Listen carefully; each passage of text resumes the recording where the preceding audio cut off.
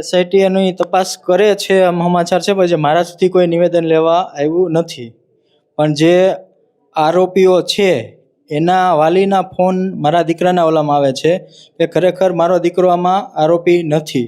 અને આ લોકો કોઈ આવી અને બ્લેક ગાડી લઈને આવ્યા હતા અને મારા દીકરાને લઈ ગયા, પછી પાછા હાજર કરતી વખતે પીઆઈ મેડમ પોતે કાંક હતા, બ્લેક ગાડી લઈને ગયા અને આમાં ઓડિયો ક્લિપમાં મારા દીકરા જોડે વાતચીત કરે છે કે ભાઈ રોજના 10,000 રૂપિયા આપવાના, એવી વાત થઈ.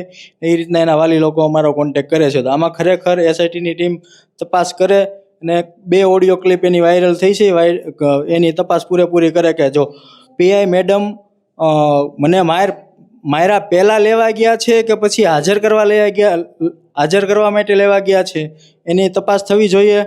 અને મેડમ પોતે ગયા છે તો સરકારી ગાડી કેમ લઈને નથી ગયા, પ્રાઇવેટ ગાડીમાં ગયા, આરોપીઓની ગાડી પ્રાઇવેટ લઈને ગયા છે, તો એની તપાસ થવી જોઈએ એવી મારી માંગ છે.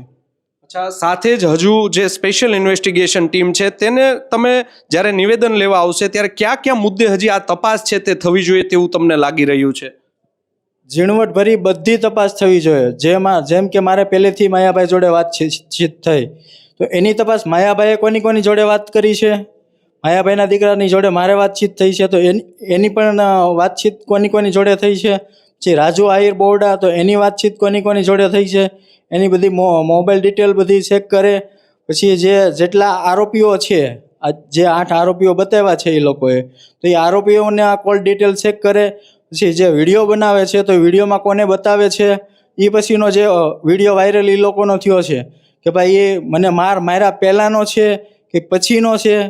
એટલે ટોટલ જેટલા આરોપીઓ જેટલા શંકાના દાયરામાં છે એ બધાની તપાસ થવી જોઈએ ઝીણવટભરી, કે ક્યાંક ના ક્યાંક એના પાછા ક્યાં મળે છે. બરાબર, ગામના સીસીટીવી ફૂટેજો અમુક જગ્યાએ ડિલીટ કરી આપ્યા છે, એની પણ ફરીથી રિકવર થાય.